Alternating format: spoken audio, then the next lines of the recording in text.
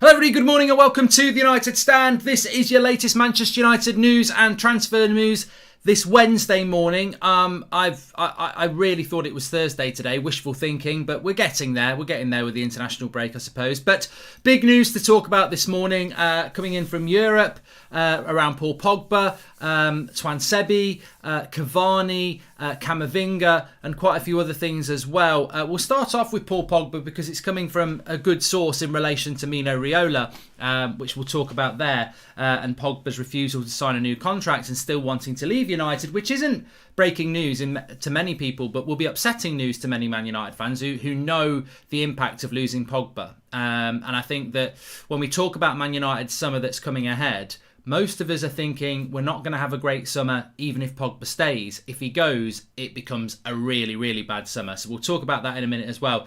I just want to say, though, there is some stories floating around about Man United getting a transfer boost from things that Romano has said. Romano did an interview yesterday with a website talking about Erling Haaland and basically just said that Manchester United, Ole Gunnar Solskjaer would love to sign Erling Haaland. We're not going to sign Erling Haaland. Romano has not said Manchester United are going to sign Erling Haaland. There seems to be some people out there that think it's a good idea to misinterpret what Romano said to maybe get people to click their articles or whatever like that. Trust me, if Romano says we're signing Haaland, you'll get that first on the United Stand anyway, a proper reaction to it. But this has not been said, and it's dangerous because he didn't say that. He said it's difficult around Haaland to do a deal because his release clause doesn't kick in till next year. Also, the amount of money Dortmund will want for Haaland makes it very difficult. We just have to see. But of course, Manchester United, Ole Gunnar Solskjaer would love to sign Erling Haaland. There's nothing. Romano has not said anything about it, so don't start thinking anything about that. I will play a bit of Grand Theft Auto today, Vabath, on my Twitch channel at about 1 o'clock, but that's for something else. Right, let's get into what we do know a journalist has spoken about. Fabrizio Romano, a disciple, some would say, of Di Marzio. Di Marzio, around the time. So how many years ago now? 4 years ago, Di Marzio was basically what Romano is now. Di Marzio was the transfer goat, and he was the one who was breaking the news about Man United getting Pogba, Man United getting Zlatan, Man United getting Mkhitaryan. Very close connections with Mino Raiola, and I would say still has got good connections with Mino Raiola. He was on the TV yesterday. He was talking about various transfers, and he said about Paul Pogba doesn't want to sign a new contract at Manchester United. Juventus would effectively be his preference. However, his wages are a barrier for Juventus. So very good update because it's just a clarification update, really. I don't think we need to stress too much, but I think it just puts a marker in the sand as to where we are around Paul Pogba. I'm not going to, I think it's been great that Paul Pogba's not said anything on international duty. I think that was a surprise and a very pleasant surprise. We know Mino Raiola's spoken, but Mino Raiola can't keep his mouth shut for 10 minutes, let alone 2 weeks on an international break. But I think what we've got to do, where we are with Paul Pogba is where we know where we know we are. And I think it's more about Manchester United, this is. I mean, what are Manchester United doing? AS are saying that Chelsea and United are looking at Camavinga. Obviously, still playing for Rennes in the French league. Very good up-and-coming player, linked to Real Madrid, but apparently he's not too sure about Real Madrid because of Zidane's future. So therefore, Chelsea and United come into the equation. Look, if Paul Pogba leaves Manchester United and Manchester United bring in Camavinga, I can't moan about that too much.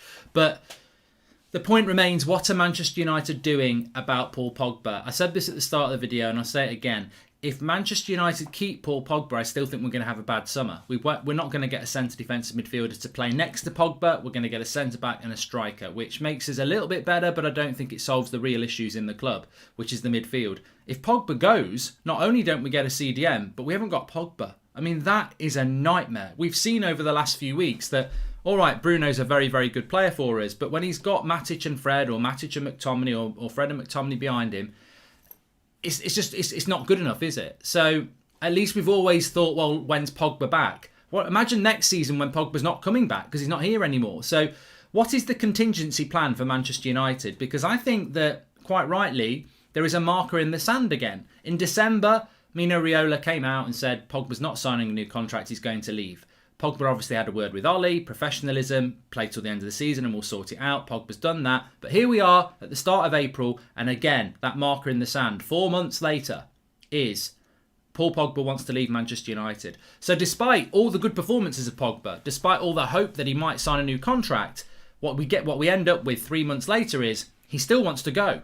And is that going to change in the next 3 months? Because we're halfway through to when he's going to go, really. And halfway on from where he wants to go, he still wants to go. So as of today, Paul Pogba still wants to leave Manchester United. What are Manchester United doing about that? Contingency plan. Because we can't just be walking around with a contract saying, are you going to sign it? Yeah, are you going to sign it? Because he might not sign it. He's got the power. We've got no power in this situation. The only power Manchester United have, and it's not real power, is we're not selling you. Well, all right, okay, well done. Let's see how fit I am for the final year of my contract for one, and let's see what happens at the end of my contract for two. Because in January I can talk to whoever I want outside of England, and I'm not staying in England anyway. That's 4 months away, and I'm telling you now, I ain't going to play for you much after January because I'm not risking my career getting injured playing for you. So United haven't got any power in this situation. The only power is that Pogba walks around Europe with Mino Raiola and realises he can't earn the money he earns at United, in which case he only stays at us for the money. I mean, is that ideal? So United need a contingency plan around Paul Pogba. Because, all right, let's all hope that at some point, we win the Europa League, we finish second in the league, United start making good moves in the transfer window, Pogba goes to the Euros, comes back and goes, you know what, I like what's happening at this club. I will sign a new contract. That's what we all want, but the chances of that happening at this moment in time are quite slim. We must have a contingency plan. Of course, I want Pogba to sign and stay for United because he wants to stay at United. I think everybody wants that. But as of now, it's very clear he doesn't want to do that. We can't just wait. We can't be that club that just goes, let's hope and pray that he decides to stay.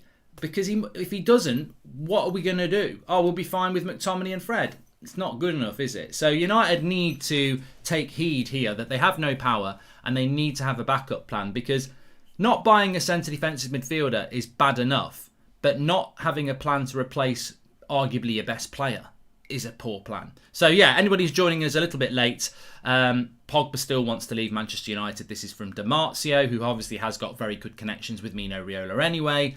And look, as I've said many times before, we're not going to get a definitive answer on this until July anyway. He's not going to sign a new contract before then, and he's not going to be saying he wants to go before then, because I think they'll play in the Euros and they'll see what happens there. But in July is when it's going to kick off with Pogba. And also, sadly, can I just say, this is going to dominate our summer in the wrong way. Last year it was trying to buy a player like Sancho and it dominated United's summer. This summer it's going to be Pogba leaving, and that can take up a lot of our time, but it doesn't benefit us.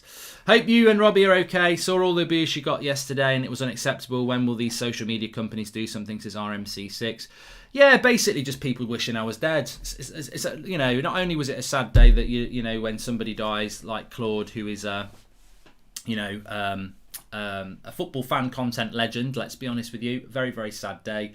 You're dealing with that, you're speaking to people who are dealing with that in a very bad way, and then people are wishing you died instead. So, welcome to the world of social media. It is what it is. But look, if you don't laugh, you'll cry. I mean, on that, all I would say is that, I've probably died more times than a Fortnite member, really, because I guarantee when people are playing, I guarantee whenever I'm in a game of sell, leave, kill, I bet I get killed all the time.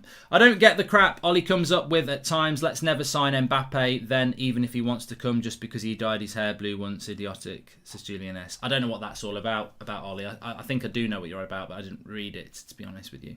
So yeah, Pogba wants to leave. Let's move on. Cavani's back in training, probably will play on Sunday against Brighton. Thank God we've got football back on Sunday. I mean, not quite. I mean, Sunday will do. Sunday will do. Premier League football is back. That's the big thing.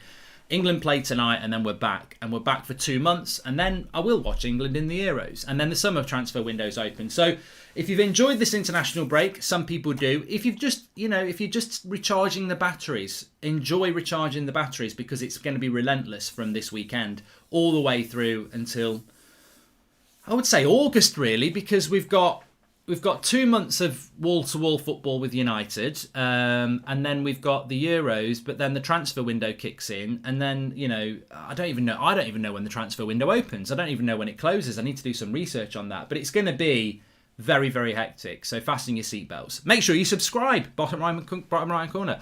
The Glazers are taking the fans for a ride, and Ollie's at the wheel, says Andre. And yeah, but you know, I just want to talk about Cavani first as well. And I want to talk about Twansebi, and I want to talk about a couple of other things as well. So Cavani's back in training. Going to be very important for us at the weekend because we don't know what the situation is with Rashford and Martial. We don't know what the situation is with Martial. I thought we were going to get an update yesterday and we haven't had that. But what I wanted to say was that with regards to Cavani, his future doesn't look like it's going to be at United. We're looking for a striker. Cavani wants to play first team football. I think that must have been part of the agreement of bringing Cavani in, that he would be sort of first choice, and he has been, hasn't he? But I think many people are switching their heads on now and going, look, at the end of the day, Cavani is a player that everybody likes. Has it been a bad signing? No. Has it been a great signing? No. Has it been a decent signing for a year? Yeah, you know what? It was a desperation signing, but it's not been terrible for us. But to stick with it for another year when we know he's going to go in a year and we know he's injury prone and we know that we need to start building out the striking position, I think this summer is the time to let Cavani go. But I think he could have a very important part to play in the next 2 months. I still can't believe we finished third last season playing Pereira and Lingard for most of the season in the midfield, says Varane. Well, no, I wish Daley Blind a quick recovery from his leg injury, says Niall Gallagher. Yeah, okay. And yeah, we do wish Daley Blind a recovery from his leg injury. But what I was going to come back to is we didn't play Pereira and Lingard for most of the season, did we? We would never have finished third if we hadn't have brought Bruno in. The team was doing shit. Ollie was nearly getting the sack, and then we bought Bruno. So that's why we finished third. Let's have that right. How about Pogba out and spend transfer on Rice or Samore, spend existing budget in sales on Haaland, Dembele on loan and Ramos on a free? God, Nathan, I like your positivity. Where are we getting 150 million for Haaland? And yeah, just forget about Haaland basically, because you're just being led up the garden path. It's not going to happen. And all it does is benefit the Glazers and Woodward and everybody if you think we're going to sign Haaland, because it just gets them a load of exposure when they're incapable of doing it, and they won't do it. As I said though, look, you know, there was a story here that from James Ducker in the Telegraph about Haaland, saying that Manchester United are interested in earning Haaland, but they're not going to get into an auction. You know what this is like? This is like turning up to a vintage car auction, right? And you really, really, really, really like, this Porsche, 1985 Porsche. You know, you've loved it all your life, right? And you're at the auction, and it comes into they drive it around a little bit, and people start bidding for this Porsche 1985 pristine model. And you brought your wife along, or your boyfriend, whatever, rocks your boat, and they're saying to you, are you not gonna bid then, because you love this car, you know, you've got models of it all around the house. No, I'm not gonna bid. But you love it. It's your dream car. I know, but I can't afford it. Well, what are we doing here then? I just want to look at the thing I love. I just love it. So basically, you brought me out for a day out and a coffee and a burger just to watch a car go around that you're never gonna buy. Yeah, but I love it. Great, okay. And that's what United are doing with Erling Haaland. They can't afford it. They're never going to get him.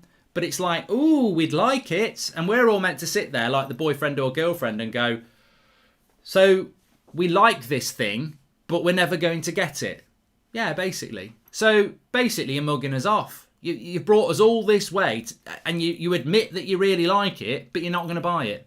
No, that's basically it. Well, why don't you shut your gob and take me to Alton Towers instead? What have you brought me here for? Like, why are we looking at something you're never going to be able to buy? And that's basically what we're doing with Erling Haaland and Manchester United. Man United won't shut it down because it benefits them to be linked to a player like that they won't buy. But look, maybe I'm mocking the club a little bit. I am mocking them, because if they go and do it, it will show me and you that they're capable of doing that sort of deal. But the worst thing about it is, imagine if we went and spent £150 million on Erling Haaland. I mean, I'd be stunned. I'd be happy stunned. And I think we all would be. But very quickly, I would go, what the hell is going on at this club? We've spent £150 million on one player. and you could have spent that on 3 really good players, and that would be the level of incompetence that would just make me go from elation to absolutely what the hell is going on. Because to be honest with you, anybody with a brain, any manager with a brain, any fan with a brain, if your chief executive says, Ollie, I've got Haaland for you, 150 million plus 50 million in agent fees, 200 million, all on Erling Haaland. It's for you, Ollie. I've done it. If I was Ollie, I'd go, I mean, Ollie'd be very happy because I love Erling. But I would actually say, hold on a minute, you've spent 200 million on one player. Yeah, for you. So you could have got me Jadon Sancho, Declan Rice and a centre-back. Basically, you could have got me Jadon Sancho, Declan Rice and Koundé for 200 million. Or Varane. And you've bought me Erling Haaland. Yeah, for you. Great, get Karaki in. We're having a party. Get the Lambrusco. But this is the thing. One, we're not doing it. And 2, I've just explained why we shouldn't do it. Because if they have got that level of money, that money should be going somewhere else. I would rather let work on my defence and midfield than waste time buying a striker when we have Tony and Mason that can play there, says I'm Just Lee. I think we do need a good striker. I think Erling Haaland's a fantastic striker. I just think we need to build a club. It's the old adage, isn't it? We need to bake a cake before we put the icing on it. I just think buying Erling Haaland would be buying a packet of icing and then spraying it on the ground because we haven't built a cake. Morning, Mark. Who would you choose between Pau Torres and Badiashile? Good question, Cabatron. And who do you think will start versus Brighton then, to Salah Ahmed? Well, we'll do that on the preview, Salah, but I do think Cavani will start because he's back fit and we need him. But if you want me to choose between Badiashile and Koundé... No, Badiashile and Torres... It's tough because I think both of those players don't start for United next season. I think if he buys Torres and Badiashile, he'll be there next season with Magaluf saying...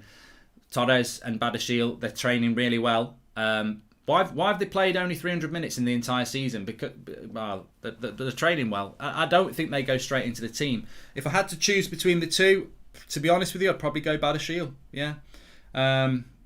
Because I don't actually buy the hype with Torres. I don't actually think he's as good as people are trying to make out he is. I personally think he's a fifth or sixth choice centre-back. And I think with those types of players... I don't think Ollie would pick them ahead of Lindelof and Maguire at the start, and I think they'd have to work their way into the team like Van der Beek. I want to see a centre-back that comes straight into the team, to be honest. That's what I want to see. Talking about centre-backs, very interesting this morning. I think it was Talk of the Devil podcast, which is through The Athletic. They were talking about Twansebi and saying that Man United will listen to offers this summer. Mark, did you rate Ronaldinho in his prime? Says I think Ronaldinho is one of the best players I've seen in my lifetime. What a player. What a technical player, Ronaldinho. The skill level was unbelievable. But going back to what I was going to say, so there's talk that we're going to listen to offers for Twansebi this summer. It's really funny because I only saw that headline this morning, but yesterday morning or afternoon or whatever it was, I was just sat thinking about Twansebi and I was like, I genuinely don't think this gets discussed enough about Axel Twansebi because, look, you've got to back your opinion. You have to back your opinion on things because that's life. My opinion on Twansebi is I may be completely wrong on this. I have been wrong about things. Look, it's just my opinion. But I am absolutely convinced that Axel Twansebi has the potential to be a top-class centre-back if we give him a chance. I don't think... his loan move to Villa, where Villa fans loved him, was a fluke. I don't think his man of the match performance in Paris against Neymar and Mbappe on his side of the pitch was a fluke. I think the mistakes he made against Istanbul and when he came on as off the bench for a couple of minutes, I think those things are understandable when you're not playing very often. But I really think with Twansebi, if he'd have been given the backing, he would have done a better job than Lindelof and Maguire this summer. I feel very strongly about that. And the worst thing is he actually has got the attributes that we need. He's got the pace. He's got the positional sense. Yeah, he's a bit rough around the edges, but he just never got backed. He never got a game because of the Maguire and Lindelof obsession. And I think we are going to let Twansebi go this season. And I'm absolutely stunned by it. The only thing I will say about Twansebi, and maybe this has been kept quiet, has he got an issue injury-wise? Because his injury, he was out for a year. And there was never really any statement about what injury it was that kept him out for a year, because to be out of football for a year, Van Dijk's not going to be out for a year and he busted his knee up. So what was it that kept Tuanzebe out for a year? Is there an underlying injury issue that stops United from really going to town and letting him have games? Or is it just an obsession with Wan-Bissaka, Magaluf, and playing the same players all the time rather than letting somebody have game time? And look, we've seen Eric Bailly get very frustrated about it. So it could just be as simple as Ollie bottles it and doesn't dare put Tuanzebe in, because what if he makes a mistake? Well, I'm sorry, Maguire and Lindelof have made loads of mistakes. Wan-Bissaka's made mistakes. So there's been so many times Wan-Bissaka should have had a rest and Tuanzebe could have played. There's been so many times where Maguire and Lindelof could have been rested and Tuanzebe could have played. And he's not given him a chance. And if I was Axel Tuanzebe and you are fit, mate, you should leave United. But I tell you what, it'll be a sad day when you do, because I genuinely think you have got the talent. I just don't think you've been given a chance. And it feeds into something else I would say. I've always said this about Solskjaer. He never shuts up about the youth. Does he actually use it enough? I'm not saying he doesn't use it, but does he use it enough? Like Diallo, I think could have been used more already. Greenwood has been used, but, Greenwood was a player that's, Greenwood can be anything he wants to be. Could have been used more, but yeah, Greenwood's been used. Brandon Williams came into the team last year. As soon as Luke Shaw starts playing, suddenly Brandon Williams is shit. Like, Brandon Williams was playing first team football for us over a year ago. All right, Luke Shaw's been brilliant, but you can't go from being first team to never getting used.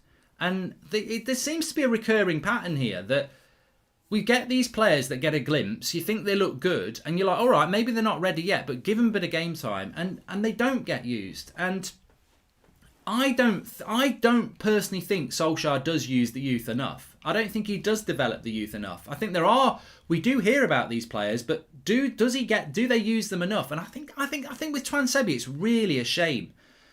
He has to go, because what is he now? 22, 23? He's not a youngster anymore. You've got to cut him loose and let him go and play first team football at that age. But would not surprise me, unless there's an injury issue, in which case, look, I stand corrected. But it wouldn't surprise me if Tuanzebe left Manchester United and went and played for somebody like a Brighton or an Aston Villa and did really well, and we went, why did we not use him? I think he has got that talent, and it really is surprising.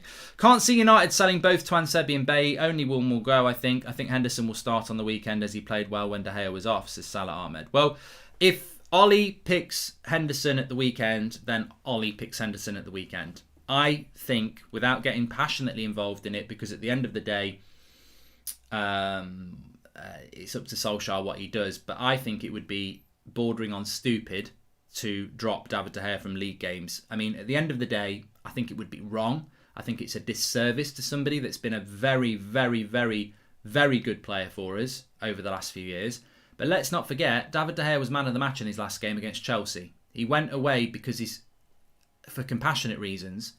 He comes back into the team. He should be the Premier League goalkeeper, because we've been sold all season, Premier League goalkeeper is David De Gea, cup keeper is Henderson, and that's been done fairly.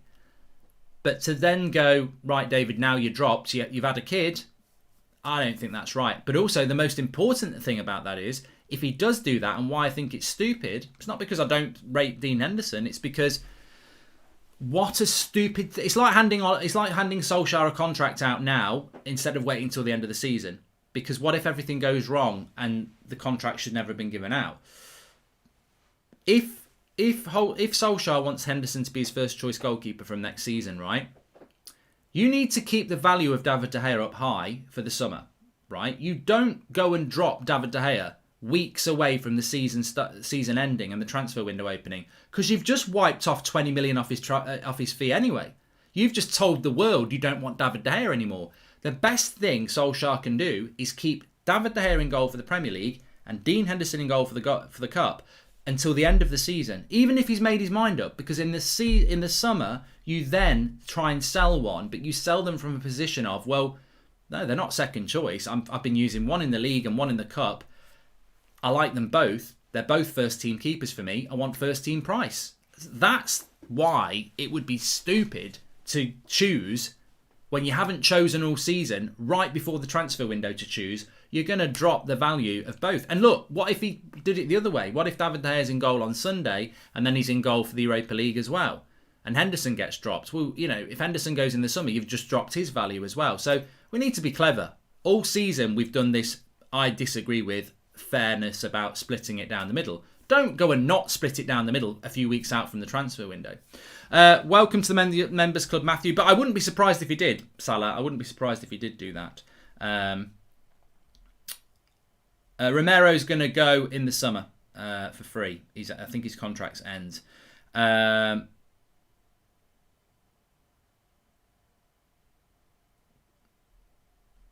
Bruno is completely overrated for his top skills. Although I don't know what that's all about. Mark, do you think they are more looking to develop Mengi and cut ties with Twansebi, or is Mengi going to be another Twansebi? Is Garner's fate the same to Steve Locke?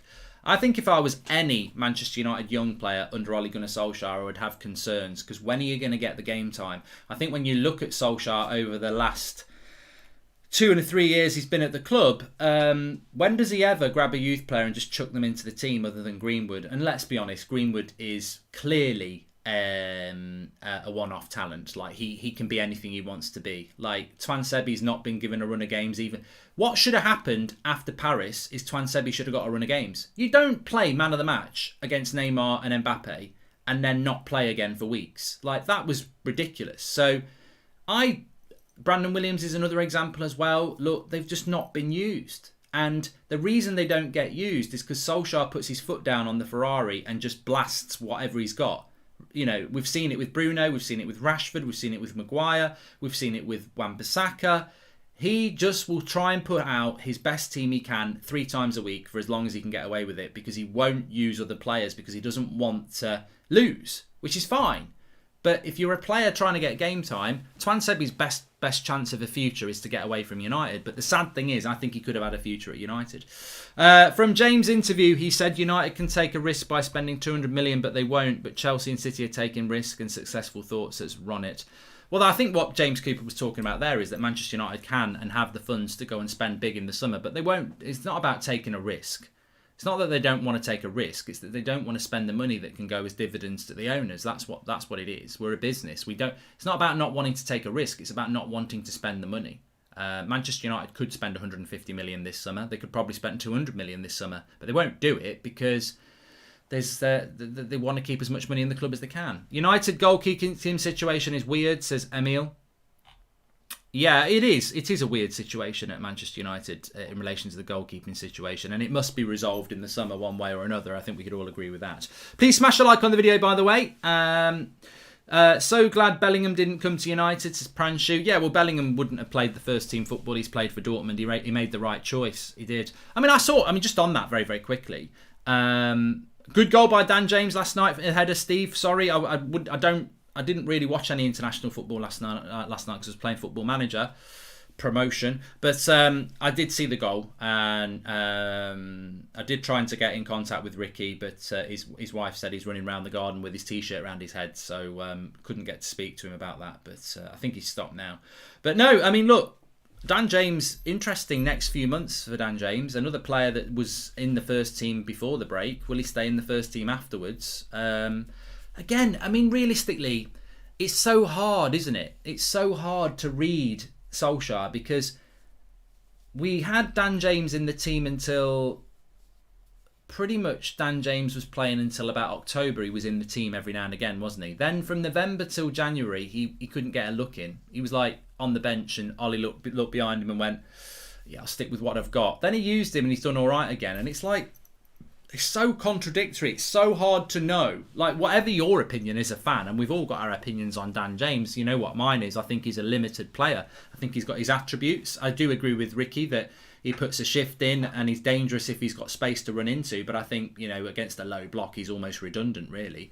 But it's hard as a fan to have your own opinion, because then you have your own opinion and then you know what your manager's opinion is. And you'll agree with your manager on some points, but you won't on others.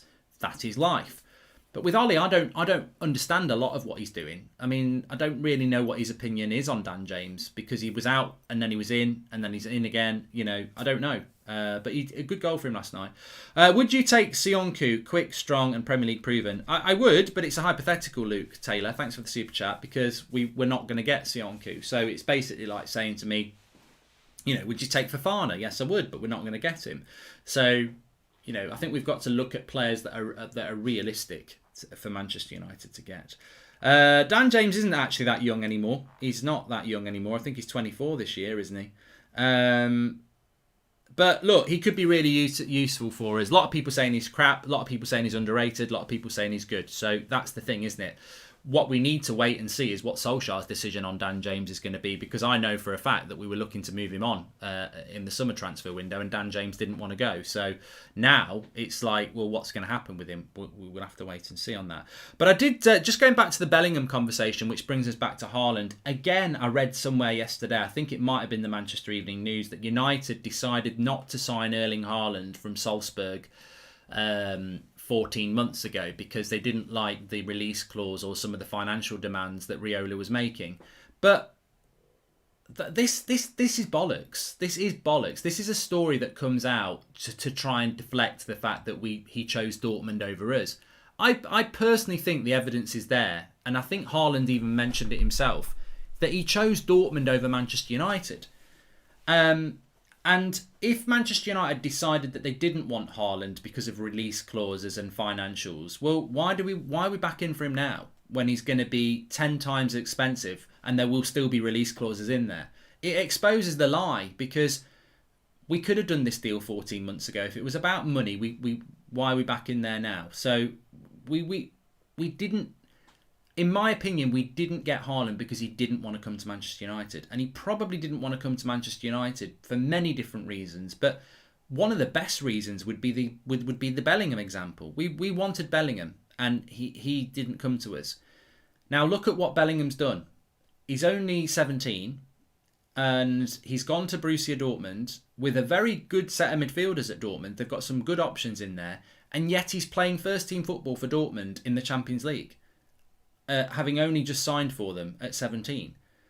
If he'd have signed for Manchester United, I'd guarantee he'd hardly played any football this year. I mean, Van der Beek can't get in the team, so how would Bellingham at 17 get in the team? He'd be one for the future who's training well, and you know it. You know it. We've just spoken about Twan Sebi and Brandon Williams and how they can't get any game time, as if we would have played Bellingham at 17 in that midfield. Even though we would have been crying out for it, it wouldn't have happened. So I think that Erling Haaland and his coaches and his dad and everyone looked at it and went, look, Man United's a fantastic club, but if you go to Dortmund, and what Dortmund do, and I think this is why Dortmund get players over us, I think Dortmund in their negotiations say, look, we know you're talking to Manchester United, but we will actually play you. You will play over 30 first-team games next season for Dortmund, and you'll be playing Bundesliga and Champions League football. And Manchester United can't offer that. So this is why we didn't get Haaland. This is why we didn't get Bellingham. Is because Dortmund can say, you will play first team for us. And United, it's like the old FIFA negotiation, isn't it? Where the agent says, what is their role? And I think Dortmund say crucial first team player, and Man United go sporadic. You know, and I think that's what happens. And therefore, as a footballer, it doesn't matter whether you've grown up with Manchester United kits or not. You're going to go and play where you can play, because that's what people want to do. And that's why we didn't get Haaland, and that's why we didn't get Bellingham. Realistically, if we sign Haaland, Koulibaly and Camavinga, would you say that is a successful summer? Humish, you've just spent £300 million. I'm not even going to react, because it's not going to happen. Like, we're not signing Haaland, Camavinga and Koulibaly. It's not. I can't even answer that, because of course it's a successful summer, but it's never going to happen. If Ollie has to be sacked tomorrow, who would you think would be the ideal appointment, says Subbo?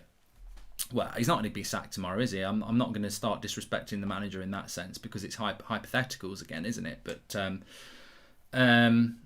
what I have said, and I've said it before, so I'm not speaking out of turn, is if we change a manager at any point in the next 2-3 years or year or whatever, I don't want an ex-player in the club. I'm tired of this old boys thing. Oh, let's get Fletcher in to be a technical director when he's never done the job before. You know, I'm tired. Let's get this fitness coach in who used to play for the club. I'm tired of all this. We've tried it and it's not worked. I don't want to try it again. We've tried the, wrong fit but biggest personality manager in Mourinho. We've tried the Premier League manager in Moyes, and we've tried the old tactician in Van Gaal. What I would like United to do next is go and get the best up-and-coming manager. Like Spurs did with Pochettino. I would like us to go and try that. Somebody who's proven at a high level, who is ready to take a step up. A little bit like Bruno at Sporting Lisbon, but not as a player. A player that's performed, that everyone talks about, but is not at a big club yet. And the one that jumps out to me is Nagelsmann. That's the one that jumps out to me. I would like to see us do that. But you know what? By the time Solskjaer's gone, it might be 3 years' time. It might be a year's time. It might be 5 years' time. So in that time, there might be another manager coming through. And there are other managers other than Nagelsmann. But I don't want to do the Allegri or the Pochettino. I don't want to go and do somebody else's manager. I think you've got to get somebody that's gonna. To be honest with you, I've just described Sir Alex Ferguson.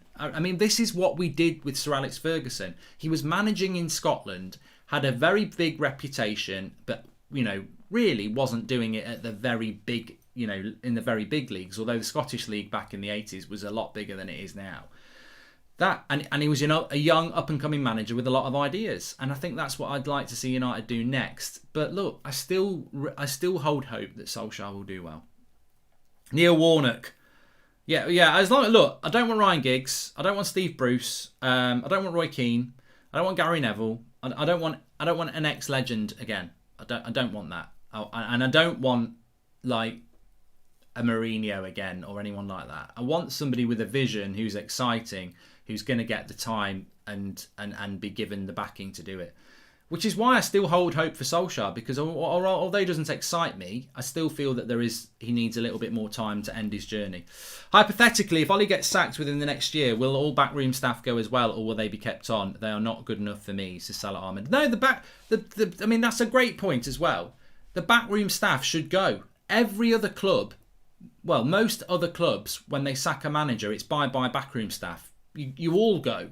And we obviously didn't do that when Mourinho went. Like, Carrick was kept on. So, I'm not saying Carrick should have got the sack. Carrick is... the reality is, the reason Carrick stayed is because United are trying to build this boot room thing that Liverpool used to have in the 80s, where you keep people in the club who know the club. And you just... at the end of the day, if this doesn't work with Solskjaer, you clear house for me. You clear house. But United are trying to... hypocritically, United I can see what United are trying to do. They're trying to have stability all the way through the youth to the first team. And they're trying to litter it with people who know Manchester United. But we've just gone and lost last week somebody who is absolutely intrinsic in all that, Nicky Butt. So... for all this obsession about continuity and DNA, last week somebody walked out on that system, who was quite big part of that system. So clearly that system's not working as well as United think it is. Man City got the whole Barca set up along with Pep and found themselves an identity. Why can't we do that with the structure we have, says Sabo. Well, I think that the conflict with United's DNA is that United think that by bringing people in from the past, it's going to serve them well in the future. But what did Sir Alex Ferguson do when he came in? Did he keep people from the past, or did he bring his own people in, or did he do a mixture of the two? The past isn't always the now, is it? You've got to evolve. What about building a new Manchester United system? I don't know. It's open for debate, isn't it? Mark, I've become Ollie agnostic these days. Think it won't make a difference if we bring in Nagelsmann, Zidane tomorrow if they don't get their players, says Jibak, and that's obviously very, very important. What does it do to look back at Alex? What good does it do to look back at Sir Alex, Mark, says fullback? Well, to be honest, absolutely nothing. It doesn't do any good because Sir Alex Ferguson is not a United legend when he came into the club. He wasn't a United old boy. He hadn't played for United. He didn't have United DNA. He came down from Aberdeen and he built what we now call the United DNA. So what a contradiction that is. We're trying to build the DNA of United from a manager that wasn't United. He came down, a very exciting, full of ideas manager who rebuilt this football club. Now, he rebuilt this football club by walking in and going, I know everything about Sir Matt Busby. I know everything about Manchester United, but I'm not a Man United old boy. But I want us to play entertaining football, and I want us to bring you through, but I want to do it in the way I want to do it, and I'm going to rebuild this club. Why could you not do that with a Nagelsmann or a Ten Hag or someone like that who comes in and goes, look, I know everything about Man United. I've studied them. I love the club, but I'm not a United old boy. But this is what I envisage over the next 15, 20 years. This is what I'm going to do. This is how I'm going to restructure it. It's evolution. It's not revolution, it's evolution. Somebody comes in who knows what the principles of the club are, but build it in their own way, and that's what Sir Alex Ferguson did. But now we're obsessed with, you've got to have the DNA. You've got to have the DNA. You're trying to get the DNA of a manager who rebuilt the club from not being a United old boy. So what is that not a contradiction? How about you bring somebody in who understands the core values of what United is, bringing you through fast, entertaining football, but has their own ideas in the modern world about how to build the club within those principles? That's what I think would be important. They don't get the time, says Gershom. Well, yeah, football time now is definitely of the essence. You're right there. The Glazers won't spend on a manager if we're getting top four, says Paul Lucas. Yeah, I don't think we can bring Steven Gerrard down from Scotland. He used to play for our biggest rival, to be fair. Anyway, look, I could talk and talk and talk, but thanks everyone for watching. Please smash a like on the video. We will be back later on. A bit earlier tonight, I'm going to be live at 7 instead of 8 because I'm doing an England versus Poland watch-along, which is 7:45. So I'll be live at 7 o'clock tonight instead of 8 o'clock, but there will be a 7 o'clock show tonight. Sir Alex brought in Archie Knox, but Ron Atkinson brought in Eric Harrison, says Simon Pope. And we need Goldbridge Bull. If you know, you know. And Mark, do you see us succeeding with these coaches? I don't. My easy answer to that is I don't see us succeeding with these owners. And I think that's always the thing. That's the core principle, is that we don't get the full backing of our managers, and even the money they do spend, like a lot of United fans will say it, but I'll leave you with this. A lot of United fans will say it, and a lot of our rivals will say it. You talk about not spending money. You've spent nearly £1 billion since Sir Alex Ferguson retired. But how many of those signings were actually first, second or third choices of our managers? And the truth is, when you listen to Van Gaal, when you listen to Mourinho and you listen to Moyes, they all say they didn't get the players they wanted. Ollie obviously says he does because he's still in post, but when Ollie gets sacked or retires and a few years afterwards and tells you the truth, I think he will say the same. You don't get the players you want in that club. So you can spend money, but if you're not spending it on what the manager wants, then, you know, you may as well have not spent the money in the first place. Please subscribe, by the way. We're getting close to 11,500, as you can see in the top right-hand corner. And I will see you a little bit later on. Thanks for watching. Smash a like on the video, and I'll talk to you soon. Have a good day. Stay safe, and talk to people if you're not feeling great. Really important.